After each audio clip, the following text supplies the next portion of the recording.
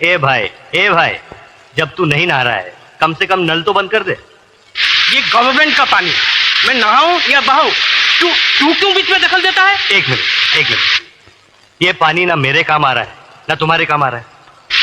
अरे किसी का भी काम आ गया, तू बीच में क्यों होशियारी दिखाता है? अपने काम कर। एक मिनट, क्यों पानी का खून कर रहे हैं आप? पानी गिरता है तो गिरने दे, तेरा बाप तो क्या जाता है? तू अपने काम पे जाता है कि नहीं? हाँ, अबे साले, बाप का नाम लेता है? हाँ?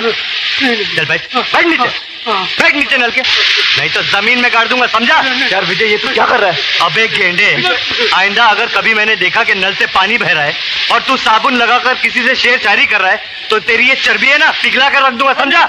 विजय, पानी जैसी छोटी चीज के लिए इतना गुस्सा? हाँ, ये छोटी सी बात नहीं है मेरे यार। अगर तुझे इस बात की गहराई को समझना है तो चल मेरे साथ मेरे गांव में। मैं तुझे पानी की एक एक बूंद की कीमत समझाता हूँ। अरे जीने के लिए जितना जरूरी खून होता है ना, उतना ही जरूरी पानी होता है। अरे पानी का बंदोबस्त करने तो मैं यहाँ आया था शहर में। काश भगवान ने मुझे इतना गरीब न बनाया होता तो आज ये दिन देखना ना पड़ता। मतलब ये कि काश मैं तेरी मदद कर सकता, लेकिन क्या करूं? मैं तो खुद रोज कुआं खोदता हूं, रोज पानी पीता हूं। अरे यार, तूने तो मुझे सर छुपाने के लिए जगह दी है, लेकिन तू मेरे पैसों की फिक्र मत कर। मैं नौकरी करूंगा, मेहनत मजदूरी करूंगा और मेहनत करके अपने पैसे जमा करूंगा। लेकिन विजय, शहर में नौकरी इतनी आसानी से नहीं मिलती है। अरे ढूंढने से भगवान भी मिल जाता है, तो नौकरी क्या चीज है? हाँ?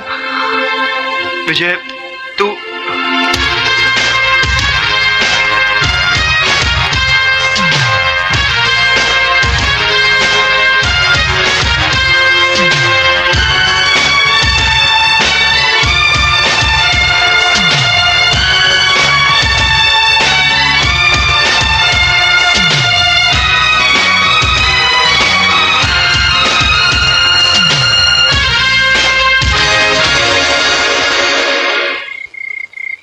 क्यों विजय मियां, आखिर नहीं मिली ना नौकरी? अरे नहीं मिला तो क्या हो गया मैन, आज नहीं तो कल मिलेगा, कल नहीं तो परसों मिलेगा। जॉन अंकल, नौकरी कैसे करेगा जब सेहत ही नहीं रहेगी? क्या हो गया इसकी सेहत को? सुबह नाश्ते के बगैर चला जाता है और रात को भूखा सो जाता है। देखो सनी बॉय, ये भूखा रहने वाला मामला बिल्कुल रॉन्ग। देखो, मैं तुम्हारे लिए खाना लाई हूँ और थोड़ी सी खीर।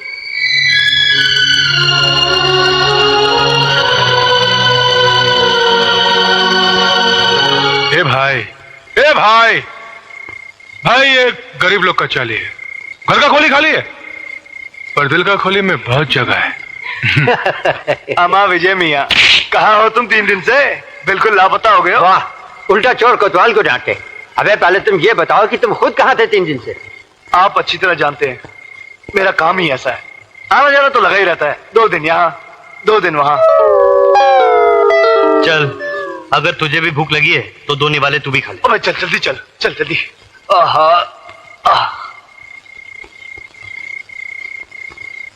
इस लड़के का जो खोएला पैसा है ना, वो इतना है कि उतना पैसा जमा करने का हम लोग सोच भी नहीं सकते। इम्पॉसिबल।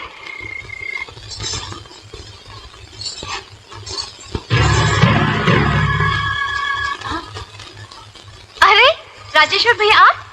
हाँ दादा, कोई समाचार आया तेरे भैया का? कोई चिट्ठी, कोई पत्र, कोई संदेशा? भैया को गए हुए कुछ ही दिन तो हुए हैं राजेश्वर भैया, इतनी जल्दी पत्र कैसे आ सकता है? अब देखो ना, उसे जाकर कुछ ही दिन हुए हैं और मुझे लगता है कि महीनों गुजर गए। चिंता लग गई है उसकी। राधा, विजय का अगर कोई अता पता है तो मुझे दे दे, मैं अभी जाकर उसे चिट्ठी लिखता हूं। ए राजेश्वर, अरे भाई सिर्फ तेरा ही ये हाल नहीं है, हम सबका ये हाल है। अगर उसका कुछ भी अता पता होता तो मैं खुद ही खत लिख देता। अब तो जब वो शहर से खत लिखेगा तो ही मालूम पड़ेगा वो है कहाँ। हाँ राधा जी, जैसे ही विजय की शहर से कोई चिट्ठी आएगी ना तो सबसे पहले मुझे बताना। हाँ मेरी चिंता दूर हो जाएगी। अच्छा मुखिया। नमस्ते। दादा बेटी ये बहुत प्यार करता है विजय से। वो सुसरा विजय का तो कोनो पता नहीं चला भैया, मगर एक नई बात का पता चल गवा है। वो कह रहे वो सुसरा विजय की बहन जवान हो गई है। जवानी का हिस्सा उभरता तूफान था भैया कि हमरी तो नस नस मा। हे राजेश्वर, अपनी आंख का ढक्कन बंद रख। आंख रख सिर्फ गांव की जमीन पर। हाँ, जिस दिन वो जमीन हाथ लग गई, वो नई नई जवानी से गदराई हुई लौंडिया को भी सलटाई देंगे। हाँ, सलटाई देंगे।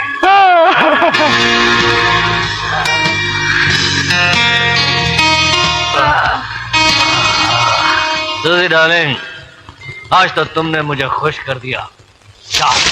ऐश करो।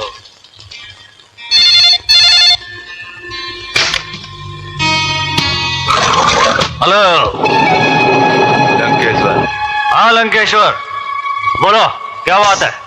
निरंजन, हमरी वो गांव की जमीन का सौदा तो तुम कर गए, मगर अब की बार पैसा नहीं भेजा। अरे भैया, करोड़पति बाप का बेटा हूं मैं। जब चाहूं बाप की तिजोरी से जितना मर्जी पैसा निकाल लूं। तो फिर डालो अपना बाप का तिजोरी में हाथ निरंजन, और हमरा पैसा भिजवा दो। तुम फिक्र मत करो, तुम्हारी इंस्टॉलमेंट पहुंच जाएगी। ओके?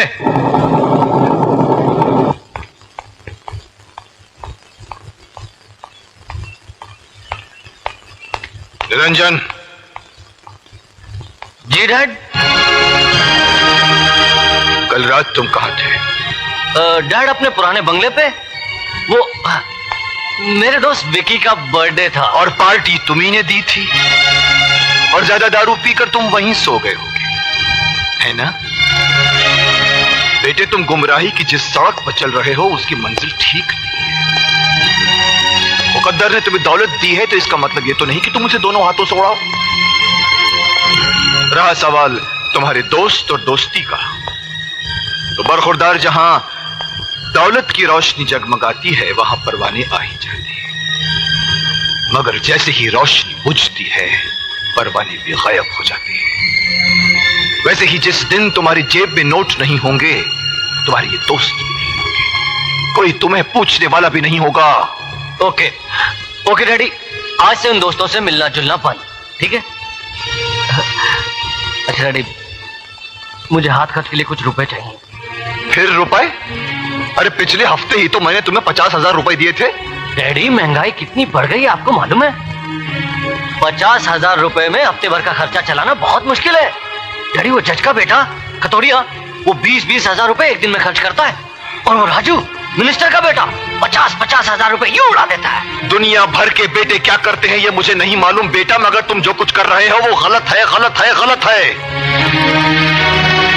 कभी पसीना बहा के 1 रुपया कमा के देखो बरखुरदार, तो जान जाओगे कि दुनिया में पैसा कमाना कितना मुश्किल का। डैडी, कभी कभी मुझे लगता है कि आपको औलाद से ज्यादा दौलत प्यारी है। नहीं, बाप की सबसे बड़ी दौलत होती है उसकी औलाद, मगर मैं देख रहा हूं कि मेरी औलाद एक ऐसी दिशा में जा रही है जिसका अंजाम ठीक नहीं है। अपने आप को संभालो बेटे, वरना एक दिन ऐसी गहरी अंधी खाई में जा गिरोगे जहां से मैं तो क्या तुम्हें भगवान भी नहीं बचा पाएगा। अब भी वक्त है, संभालो संभालो अपने आप को। Good morning sir. Good morning. आज मजदूरों की पगार का दिन है। मैं बैंक से 10 लाख रुपए लेकर आया हूँ। ओह यस, आप गिन लीजिए। जिन पर विश्वास होता है वहां रुपए गिनने की जरूरत नहीं पड़ती। आओ चले।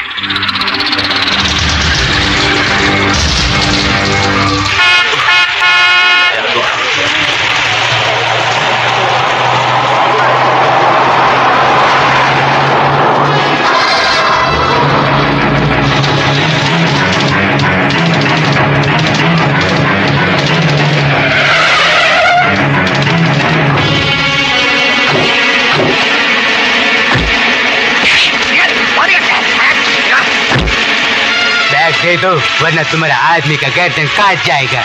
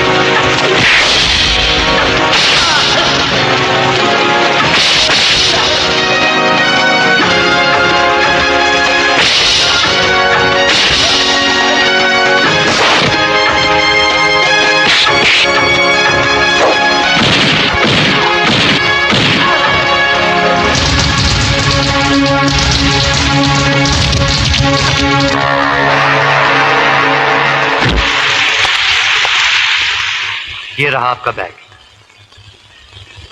क्या मैं तुम जैसे दिलेर आदमी का नाम जान सकता हूं? साहब, मेरा नाम विजय है। जानते हो इस बैग में 10 लाख रुपए थे। 10 लाख हो या 10 करोड़, जिसकी अमानत है उसे वापस मिलनी चाहिए। ये मेरा धर्म है साहब। मुझे तुम जैसे ईमानदार आदमी की तलाश भी थी और जरूरत भी, इसलिए तुम जहां भी काम करते हो कल से वहां काम नहीं करोगे। वहां तुम्हें जितनी भी तनख्वाह मिलती है मैं उससे दुगनी तनख्वाह तुम्हें दूंगा। कल से तुम मेरे लिए काम करोगे। साहब, असल बात यह है कि मैं भी नौकरी की तलाश में हूं। ये रहा मेरा कार्ड। कल सुबह 10 बजे फैक्ट्री में आ जाना। साहब, मैं समझ लूं कि नौकरी मिल गई?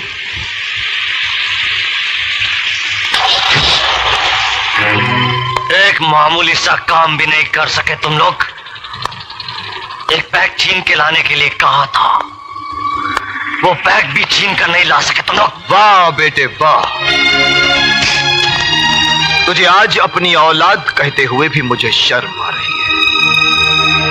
अरे दुनिया का बड़े से बड़ा चोर डाकू भी अपना घर छोड़कर डाका डालता है, मगर तूने तो अपने बाप की दौलत पर ही डाका डाल दिया। अपने बाप को लूटना चाहता है तू। बाप जब बेटे की फिक्र नहीं करता तो मजबूरन हम जैसे बेटों को ऐसा रास्ता अपनाना ही पड़ता है। खामोश। तेरे उन अय्याश और गुमराह दोस्तों पर लुटाने के लिए हराम की दौलत नहीं है मेरे पास। अरे क्या नहीं दिया तुझे मैंने? घूमने के लिए गाड़ियां, रहने के लिए आलीशान मकान, नौकर चाकर और एक अमीर बाप के बेटे का नाम दिया है तुझे मैंने। और तू आज अपनी गलती की माफी मांगने के बजाय ऊंची आवाज में मुझसे जबान लड़ा रहा है। डैडी, वो जमाने गए जब बेटे बाप से ऊंची आवाज में बात करने से घबराते थे। ये 20वीं सदी है। हर आदमी अपनी मर्जी से जीता है। अपनी मर्जी से जीना चाहता है तू? अपनी मर्जी से तो जा, जी कर दिखा मुझे। अपनी मेहनत और पसीने की कमाई से 2 वक्त की रोटी कमा कर दिखा मुझे, तब मुझसे। मुझे कमाने की जरूरत नहीं है। आपकी दौलत पर मेरा भी हिस्सा है। आपके रुपयों पर मेरा भी हक है। कानूनी तौर पर आपकी एक एक पाई का मैं भी हकदार हूं। अपने बाप पर हमला करवाकर जो बेटा 10 लाख रुपए लूटने के लिए इंसानियत को भूल सकता है, खून के रिश्तों को भूल सकता है, ऐसे नालायक बेटे का अपने बाप की दौलत पर कोई हक नहीं होता। कोई हक नहीं होता। इससे पहले कि मैं तेरे खिलाफ कोई ऐसा कदम उठाऊं जिसके नीचे तेरी जिंदगी कुचल कर बिखर जाए, संभाल ले अपने आप, संभाल ले। ये मेरी आखिरी वार्निंग है तुझे। इसके बाद आइंदा ऐसी कोई तूने गलत हरकत की तो मैं तुझे अपनी जायदाद से बेदखल कर दूंगा।